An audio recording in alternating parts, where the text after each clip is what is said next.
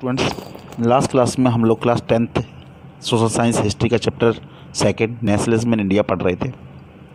Last video के अंदर हम लोगों ने सॉल्ट मार्च या डांडी मार्च के बारे में पढ़ा था कि कैसे सिविल डिसोबीडियंस मूवमेंट को डांडी मार्च या सॉल्ट मार्च से स्टार्ट किया गया था। क्लियर है। देन हम लोगों ने नॉन कोऑपरेशन मूवमेंट और सिविल डिसोबीडियंस मूवमेंट के बीच में थोड़ा सा डिफरेंस देखा था, और फिर हमने देखा था गवर्नमेंट का रिएक्शन क्या हुआ या किस तरीके से गवर्नमेंट ने जो सिविल डिसोबीडियंस मूवमेंट था उसको बंद कराया। क्लियर है। और हमने गांधी इरविन पैक्ट के बारे में भी लास्ट वीडियो के अंदर पढ़ा था। अब हम लोग क्या पढ़ेंगे आज कि how participants saw the movement, यानी कि जिन लोगों ने पार्टिसिपेट किया किस में, सिविल डिसोबीडियंस मूवमेंट में, तो उन लोगों की सोच क्या थी उस मूवमेंट के अंदर पार्टिसिपेशन करने की, या वो लोग किस नोशन के साथ में उस मूवमेंट के अंदर पार्टिसिपेट उन्होंने किया। जैसे कि अब मैं एग्जांपल में देखूं बेटा, जब हम लोगों ने नॉन कोऑपरेशन मूवमेंट पढ़ा था तो नॉन कोऑपरेशन मूवमेंट में हम लोगों ने पढ़ा था कि टाउन्स के जो लोग थे उनकी एक्सपेक्टेशंस अलग थी नॉन कोऑपरेशन मूवमेंट को लेकर। वहीं हमने देखा था कंट्री साइड्स में जो फार्मर्स थे, उन फार्मर्स या पीजेंट्स थे, उन पीजेंट्स की डिमांड्स अलग थी और उस चीज़ को लेकर वो उन्होंने पार्टिसिपेशन किया था नॉन कोऑपरेशन मूवमेंट को। वही हमने देखा था ट्राइबल पीपल्स जो थे उनकी अलग थी, जो प्लांटेशन वर्कर्स थे उनकी अलग थी। क्लियर है। तो यहाँ पे क्या था, अलग अलग सेक्शंस की अलग अलग नोशंस थे क्या करने के लिए, उस मूवमेंट के अंदर पार्टिसिपेशन करने की। सेम एज अ वे ये सिविल डिसोबीडियंस मूवमेंट के अंदर भी बहुत सारे लोगों ने पार्टिसिपेशन, अलग अलग ग्रुप्स ने पार्टिसिपेशन किया। अब इन सारे ग्रुप्स के नोशंस उसके अंदर पार्टिसिपेट करने के जो रीजंस थे वो अलग अलग थे। तो वही रीजंस वही नोशंस को हम लोग यहाँ पर पढ़ेंगे। क्लियर है। तो हम लोग यहाँ पे 5 लोगों के बारे में पढ़ेंगे। जब भी ये क्वेश्चन आता है कि कौन से लोग थे और उन्होंने किस तरीके से देखा, तो आप इन 5 लोगों के बारे में लिखेंगे। पहला है रिच फार्मर्स और लैंडलॉर्ड्स। कौन? रिच फार्मर्स और लैंडलॉर्ड्स, यानी कि कंट्री साइड्स के अंदर जो रिच फार्मर्स थे और जो लैंडलॉर्ड्स थे उन्होंने किस तरीके से पार्टिसिपेशन इसके अंदर किया या उन्होंने क्यों इसके अंदर पार्टिसिपेशन किया। क्लियर है बेटा। उसके बाद पुअर पीजेंट्स, जो पुअर पीजेंट्स थे उन्होंने क्यों किया, या उन्होंने जब इसके अंदर पार्टिसिपेशन किया तो किन रीजंस को लेकर किया। उसके बाद इंडस्ट्रियल ओनर, यानी कि इंडस्ट्रीज़ के मालिक। क्लियर है। उसके बाद इंडस्ट्रियल वर्कर्स और उसके बाद वुमेन। देखिएगा यहाँ एक बहुत इंपॉर्टेंट बात मैं आपको बताना चाहता हूँ बेटा, कि इंडिया का ये पहला वाइड मूवमेंट था, एक बहुत बड़ा मूवमेंट था जिसके अंदर पहली बार वुमेन्स ने पार्टिसिपेशन किया। यानी कि ये पहला मूवमेंट है जिसके अंदर पहली बार वुमेन्स ने पार्टिसिपेशन किया है। तो ये बहुत इंपॉर्टेंट है सिविल डिसोबीडियंस और नॉन कोऑपरेशन मूवमेंट के अंदर। जब आप डिफरेंस लिखेंगे तो ये बहुत इंपॉर्टेंट है कि वुमेन्स ने इसके अंदर पार्टिसिपेशन किया। क्लियर है। अब देखते हैं कि वुमेन्स ने क्यों किया। अब देखिएगा आपको ये 5 याद करने में थोड़ी सी दिक्कत होगी, ये 5 को याद रखना। देखो आप ऐसे याद करिएगा कि आप 2 पार्टीशन याद कीजिएगा कैसे कैसे पार्टिसिपेशन किया है। कि 2 तरीके के लोग हैं, एक कंट्री साइड्स वाले हैं और एक टाउन्स वाले हैं। अब कंट्री साइड्स में 2 तरीके के लोग हो सकते हैं। कंट्री साइड्स में सब डिवीज़न हो जाएगा 2 तरीके के लोग, एक तो रिच फार्मर्स और दूसरे पुअर पीजेंट्स, पुअर फार्मर्स। दूसरा टाउन्स में इंडस्ट्रीज़ होती हैं, तो टाउन्स में इंडस्ट्रीज़ में एक तो इंडस्ट्री ओनर्स, दूसरा इंडस्ट्रियल वर्कर्स। क्लियर है। और वुमेन्स तो विलेजेस में भी मिलेंगी, टाउन्स में मिलेंगी, तो वुमेन्स। समझ में आ गया। देखिए पढ़ते हैं। सबसे पहले पढ़ते हैं रिच फार्मर्स और लैंडलॉर्ड्स। रिच फार्मर्स और लैंडलॉर्ड्स ने क्यों पार्टिसिपेशन इसके अंदर किया, समझिएगा। इन्होंने देखिए फार्मर्स, देखिए इससे पहले जब मैंने आपको वीडियो बताई थी तो उसके अंदर मैंने आपको बताया था कि पूरे वर्ल्ड के अंदर इकोनॉमिक डिप्रेशन आया हुआ था। इकोनॉमिक डिप्रेशन आने की वजह से कि जो फूड ग्रेन्स था उस फूड ग्रेन्स के सही प्राइजेस मुझे मार्केट के अंदर नहीं मिल रहे थे। क्लियर है। ये मैंने लास्ट वीडियो के अंदर बताया था आपको बेटा।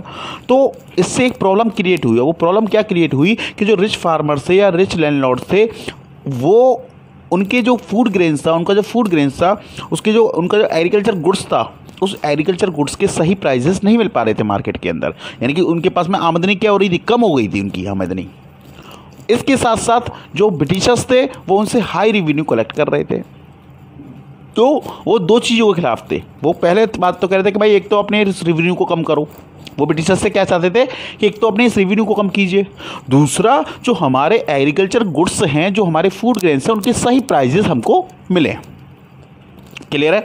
तो देखिएगा हाई रेवेन्यू, पहला पॉइंट क्या था, हाई रेवेन्यू, क्योंकि हाई रेवेन्यू लिया जाता था किनके द्वारा, ब्रिटिशर्स के द्वारा, तो इससे ये परेशान थे।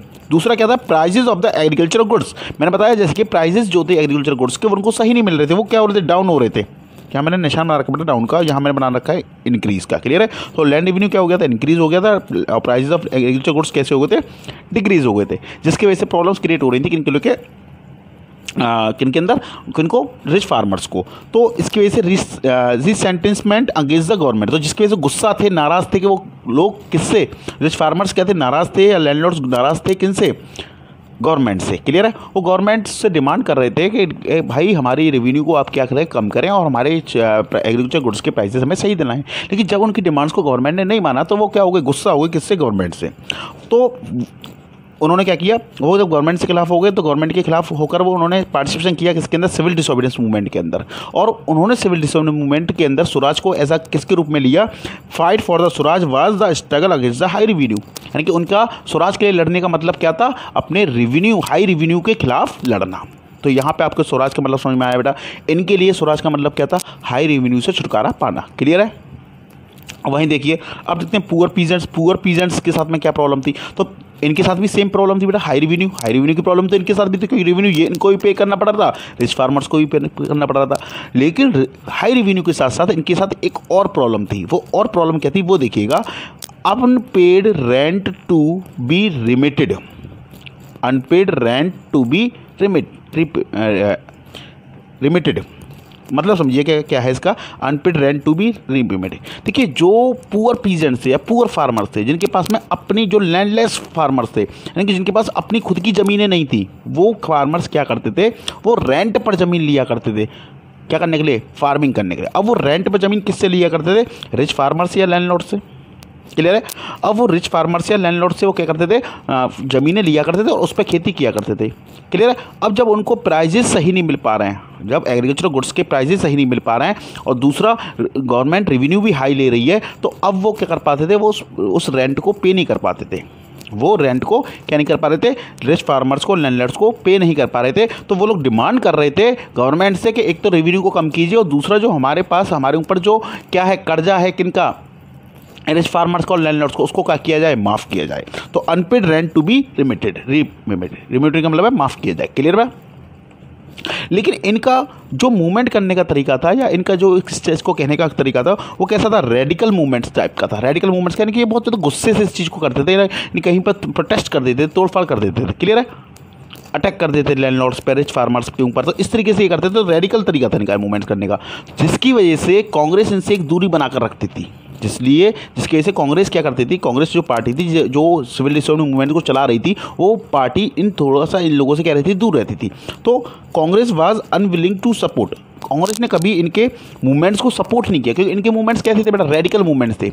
इनके मूवमेंट्स कैसे थे, रेडिकल मूवमेंट थे, इनको सपोर्टिंग। अच्छा, इसका एक रीज़न और भी है बेटा, कि देखो ये जो अनपेड रेंट को रिमिटेड की बात करने की बात कह रहे हैं, तो ये अनपेड रेंट किसके लिए कह रहे हैं, अनपेड रेंट कौन माफ़ करेगा, रिच फार्मर्स माफ़ करेंगे। क्लियर है। अच्छा, रिच फार्मर्स क्या करते थे, रिच फार्मर्स कांग्रेस को फाइनेंशियल सपोर्ट करते थे। फाइनेंशियल सपोर्ट का मतलब है कि जब कांग्रेस जब सिविल डिसोबीडियंस मूवमेंट चला रही थी, तो उन सब कामों को करने के लिए कांग्रेस पार्टी को क्या चाहिए था, पैसा चाहिए था।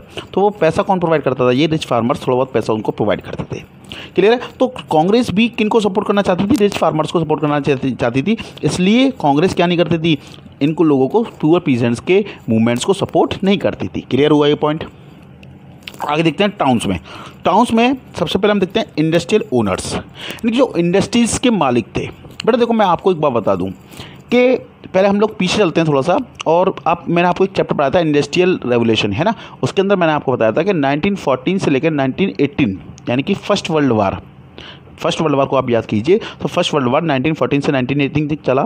तो फर्स्ट वर्ल्ड वार के समय पर जो इंडस्ट्रियल ओनर थे, या इंडस्ट्रियल जो मालिक थे, उन्होंने ये इंडस्ट्रियल, यहाँ पे इंडिया के अंदर इंडियन इंडस्ट्रीज़ की काफ़ी अधिक मात्रा में ग्रोथ हुई। उसके पीछे रीज़न क्या था कि जो ब्रिटिश की इंडस्ट्रीज़ थी वो बिजी हो गई थी क्या करने में, वर्ल्ड वार की चीज़ें बनाने में। क्लियर है। जिसकी वजह से इंडिया को एक अच्छी मार्केट मिल गई थी क्या करने के लिए, अपने सामान को सेल करने के लिए। तो यहाँ से क्या हुआ था कि इंडिया इंडस्ट्रीज़ थोड़ी सी यहाँ पर क्या की थी, ग्रोथ की थी। लेकिन अभी भी क्या कौन थी, ब्रिटिशर इंडस्ट्रीज़ इंडिया के अंदर थी। तो एक तो ये चाहते थे, और ब्रिटिशर इंडस्ट्रीज़ क्या लेके आ रही थी, इंपोर्ट करके लाती थी क्या, बाहर से सामान इंडिया के अंदर। तो एक तो ये चाहते थे कि ये बाहर से सामान इंडिया के अंदर नहीं आना चाहिए। तो wanted protection against the imported product, यानी कि ये प्रोटेक्शन चाहते थे कि बाहर से सामान नहीं आना चाहिए, कहाँ पर, इंडिया के अंदर। अब जब बाहर से सामान नहीं आ गया इंडिया के अंदर, तो इंडिया के अंदर किसका सामान बिकेगा, इंडियन इंडस्ट्रीज़ का। क्लियर है, जिससे इंडियन इंडस्ट्रीज क्या करेंगी, ग्रोथ करेंगी। तो ये वांटेड, ये क्या चाहते थे, प्रोटेक्शन चाहते थे अगेंस्ट द इम्पोर्टेड प्रोडक्ट्स के, पहली डिमांड्स। दूसरा ये क्या चाहते थे कि देखिएगा कि ब्रिटिश ये चाहते थे कि अभी इंडस्ट्रीज़ हैं, अभी इंडियन इंडस्ट्रीज बन चुकी हैं, साथ ही साथ ब्रिटिशर इंडस्ट्रीज़ भी हैं इंडिया के अंदर, और जो पॉलिसीज़ बनती हैं या जो भी काम होता है वो कौन बनाता है, ब्रिटिशर इंडस्ट्रीज़ बनाती हैं। तो ये चाहते थे कि ब्रिटिशर्स क्या चले जाएं, इंडिया से चले जाएं। अगर ब्रिटिशर्स इंडिया से चले जाएंगे तो इनके सामान आना भी बंद हो जाएगा इंडिया में, और हमारे आराम से सामान हमारा इंडिया के अंदर बन पाएगा, और हम अपनी सारी पॉलिसीज़ हम खुद बना पाएंगे। क्लियर। तो यही ये लोग चाहते थे। तो इसलिए इन्होंने क्या किया, सिविल डिसोबीडियंस मूवमेंट के अंदर पार्टिसिपेशन किया। तो इसमें जी डी बिरला एंड पुरुषोत्तम दास, जो ये दो मेन करेक्टर रहे हैं, दो एक मेन इंडस्ट्रीज ओनर थे, जिन्होंने बहुत अधिक मात्रा में पार्टिसिपेशन किया किसके अंदर, सिविल डिसोबीडियंस मूवमेंट के अंदर। और इन लोगों ने बहुत सारी ऑर्गेनाइजेशंस भी बनाई, अलग अलग ऑर्गेनाइजेशंस बनाई। जैसे कि 1927 में इन्होंने एक ऑर्गेनाइजेशन बनाई जिसका नाम था FICCI, federation of industries chamber and commerce of India. एक बार इसकी फुल फॉर्म को याद कर लीजिएगा, इसकी फुल फॉर्म कई बार पूछी जाती है पेपर में बेटा, ठीक है ना। तो ये कब बनाई इन्होंने, 1927 में। बहुत सारी ऑर्गेनाइजेशन इन्होंने बनाई। क्लियर है। तो इस तरीके से पार्टिसिपेशन किया किसने, इंडस्ट्रियल ओनर्स ने। वहीं हम देखते हैं इंडस्ट्रियल वर्कर्स ने। तो देखिएगा, आपको मैं एक बात बता दूं बेटा, opposite poles, owner and workers. देखिए, ओनर और वर्कर्स जो है ये एक अपोजिट पोल्स हैं। अभी इनको मैं अपोजिट पोल्स क्यों कह रहा हूँ, आप ध्यान समझिए इस बात को। ओनर्स क्या चाहेंगे, ओनर्स क्या चाहेंगे कि हमारे जो वर्कर्स हैं वो ज़्यादा आवर्स तक काम करें, कम वेजेस में काम करें हमारे लिए, और ज़्यादा से ज़्यादा क्या होगा, हमें इससे प्रॉफिट होगा। क्लियर है। वहीं वर्कर्स क्या चाहेंगे, वर्कर्स ये चाहेंगे कि भाई हमें अच्छी फैसिलिटी मिलें, कम आवर्स के लिए काम करना पड़े, वेजेस अच्छे मिलें। तो ये दोनों क्या है, एक अपोजिट पोल्स हैं। वो कुछ और चीज़ें चाहेंगे और ये इनकी जस्ट अपोजिट अलग कुछ चीज़ें चाहेंगे। तो opposite poles, owners and workers. Clear है। तो इसकी वजह से ये दोनों क्या थे, अपोजिट पोल्स थे। तो क्या हुआ, वर्कर्स ने, जब ओनर्स ने इसके अंदर पार्टिसिपेशन किया, किसके अंदर, सिविल डिसोबीडियंस मूवमेंट के अंदर, तो वर्कर्स ने ज़्यादा पार्टिसिपेशन नहीं किया किसके अंदर, आपके सिविल डिसोबीडियंस मूवमेंट के अंदर। क्लियर है। उन्होंने ऐसा नहीं है पार्टिसिपेशन किया ही नहीं, पार्टिसिपेशन तो किया लेकिन कम किया। क्लियर है। Participated by the adopted the Gandhian idea. और वो अगर उन्होंने पार्टिसिपेशन किया भी तो सिर्फ गांधीयन आइडिया को लेकर, जो गांधी जी चाहते थे उस आइडिया को लेकर इन्होंने पार्टिसिपेशन किया है। सिर्फ किसने किया है, इंडस्ट्रियल वर्कर्स ने। गांधीयन आइडिया के द्वारा किसने किया है, सिर्फ इंडस्ट्रियल वर्कर्स ने। अच्छा, कांग्रेस का व्यू क्या था, कांग्रेस का व्यू देखते हैं। कांग्रेस का व्यू क्या था इंडस्ट्रियल वर्कर्स को लेकर। कांग्रेस क्या चाहती थी इंडस्ट्रियल वर्कर्स के लिए, देखिए ध्यान दीजिएगा। कांग्रेस नहीं चाहती थी कि industrial workers civil disobedience movement के अंदर पार्टिसिपेट करें। अब आप कहेंगे सर रीज़न, कांग्रेस क्यों नहीं चाहती थी, कांग्रेस के लिए तो अच्छा था, उनका मूवमेंट बड़ा होगा, है ना, लेकिन नहीं चाहती थी। क्यों नहीं चाहती थी वो समझिएगा कि कांग्रेस को अपने सारे काम करने के लिए, देखिए कांग्रेस क्या कर रही है, बायकॉट कर रही है चीज़ों का, है ना, जगह जगह क्या कर रही है, मीटिंग्स कर रही है, जगह जगह क्या कर रही है, मूवमेंट कर रही है। क्लियर। तो इन सब कामों को करने के लिए कांग्रेस को क्या चाहिए, पैसा चाहिए, फाइनेंस चाहिए। और इनको फाइनेंस कौन प्रोवाइड करता था, इनको फाइनेंस प्रोवाइड करते थे एक तो रिच फार्मर्स और दूसरा इंडस्ट्रियल ओनर्स, क्योंकि इन्हीं के पास पैसा था। क्लियर है। तो इंडस्ट्रियल ओनर्स क्या करते थे, पैसा प्रोवाइड करते थे कांग्रेस को, उनको फाइनेंस प्रोवाइड करते थे। अब जब उनको फाइनेंस प्रोवाइड करते थे तो इसलिए कांग्रेस क्या चाहती थी कि हम लोग क्या ना करें, वर्कर्स को पार्टिसिपेशन ना करें अपने। क्यों, क्योंकि इससे क्या होगा, कहीं ऐसा ना हो जाए कि वर्कर्स के चक्कर में ओनर्स उनका पार्टिसिपेशन, ओनर्स उनके साथ छोड़ दें, क्योंकि अगर ओनर उनके साथ छोड़ देंगे तो उनको फाइनेंस मिलना बंद हो जाएगा। क्लियर। तो कांग्रेस का व्यू क्या था वर्कर्स के लिए कि ये पार्टिसिपेशन ना करें, हम कर लेंगे। क्लियर है। आगे हम लोग देखते हैं। और इसीलिए बेटा देखिएगा, जब क्या हुआ है, जब क्या हुआ है, गांधी जी ने जब 5 अगस्त 1931 को जब सिविल डिसोबीडियंस मूवमेंट को क्या कर दिया, कॉल्ड ऑफ कर दिया था, और कहाँ चले गए थे, लंदन चले गए थे सेकेंड राउंड टेबल कॉन्फ्रेंस में बैठने के लिए। और वहाँ से जब डिसअपॉइंट होकर आए और दोबारा से उन्होंने रीलॉन्च किया किसको, सिविल डिसोबीडियंस मूवमेंट को, तो मूवमेंट में ज़्यादा दम नहीं रहा। उसके पीछे रीज़न क्या था, उसके पीछे रीज़न ये था, इंडस्ट्रियल वर्कर्स ने और रिच फार्मर्स ने उसके अंदर पार्टिसिपेशन नहीं किया। दोबारा में जब स्टार्ट किया गया सिविल डिसोबीडियंस मूवमेंट तो उसके अंदर इंडस्ट्रियल ओनर्स ने और रिच फार्मर्स ने पार्टिसिपेशन नहीं किया। क्यों नहीं किया, उसके पीछे रीज़न समझिएगा कि इंडस्ट्रियल ओनर्स का के क्या सोचना था कि हमें प्रोटेक्शन मिल जाए, किससे, इंपोर्टेड गुड्स प्रोडक्ट से। उनको वो मिली नहीं और सिविल डिसोबीडियंस मूवमेंट को क्या कर दिया, बंद कर दिया गया। तो उन्होंने कहा कि भाई जब ये इन्होंने अपनी मर्जी से ही बंद कर दिया और हमें तो कुछ मिला नहीं, तो उन्होंने दोबारा में उसके अंदर पार्टिसिपेशन नहीं किया। वहीं रिच फार्मर्स के लिए क्या था, रिच फार्मर्स किसके लिए लड़ रहे थे, हाई रेवेन्यू के लिए। उनका रेवेन्यू कम हुआ नहीं और सिविल डिसोबीडियंस मूवमेंट को क्या कर दिया गया, बंद कर दिया गया। तो उन्होंने कहा अब हम दोबारा में इसमें पार्टिसिपेशन नहीं कर रहे हैं। क्लियर है। तो इसी वजह से सिविल डिसोबीडियंस मूवमेंट बाद में लॉस्ट हो जाता है, ध्यान रखिएगा। क्लियर हुआ यहाँ तक। आगे देखते हैं वुमेन्स से किस तरीके से पार्टिसिपेशन किया सिविल डिसोबीडियंस मूवमेंट के अंदर। तो देखिएगा, प्रोटेस्ट मैन्युफैक्चरिंग सॉल्ट, जब मैन्युफैक्चरिंग सॉल्ट बनाया गया तो वुमेन्स ने बहुत अधिक मात्रा में पार्टिसिपेशन किया किसके अंदर, सॉल्ट बनाने में। देखिए यहाँ पे जो वुमेन्स हैं वो टाउन से भी पार्टिसिपेशन किया है और कंट्री साइड से भी। कंट्री साइड से जो रिच फार्मर्स की और लैंडलॉर्ड्स की जो वाइफ हुआ करती थी या जो वुमेन्स हुआ करती थी उन्होंने इसके अंदर पार्टिसिपेशन किया। वहीं टाउन्स में जो इंडस्ट्रियल ओनर्स की जो वाइफ हुआ करती थी उन्होंने इसके अंदर पार्टिसिपेशन किया। उन्होंने सॉल्ट बनाया, जो कानून तोड़ा गया था सॉल्ट बनाने का, उसमें उन्होंने प्रोटेस्ट किया और कई सारी महिलाएँ, कई सारी वुमेन्स इस समय पर क्या गई, जेल भी गई। अच्छा, इन्होंने इसके अंदर पार्टिसिपेशन किया तो उन्होंने क्या सोचा, इनका मानना क्या था, वुमेन्स का मानना क्या था, वुमेन्स स्कैरेट ड्यूटी फॉर देम, वो इसको एक अपनी स्कैरेट ड्यूटी मानती थी, ये अपनी पवित्र अपना कर्तव्य मानती थी वुमेन्स के इस प्रोटेस्ट के अंदर पार्टिसिपेशन करना हमारा कर्तव्य है, हम इस देश के नागरिक हैं, हमें क्या करना चाहिए, इस प्रोटेस्ट, इस मूवमेंट के अंदर पार्टिसिपेशन करना चाहिए। तो स्कैरेट ड्यूटी फॉर देम, वो अपने लिए एक स्कैरेट ड्यूटी मानती थी इसको। क्लियर है। वो गांधी जी के व्यूज़ को मानती थी और सिंबॉलिक प्रेजेंस, यानी कि वो अपनी एक प्रेजेंस दिखाना चाहती थी, अपने आप को दिखाना चाहती थी कि हम भी महिलाएं भी कुछ कर सकती हैं। तो ये क्या था, ये पूरा एक पार्टिसिपेशन था मूवमेंट का कि कौन किन लोगों ने किस तरीके से मूवमेंट्स के अंदर, इस सिविल डिसोबीडियंस मूवमेंट के अंदर पार्टिसिपेशन किया। क्लियर है।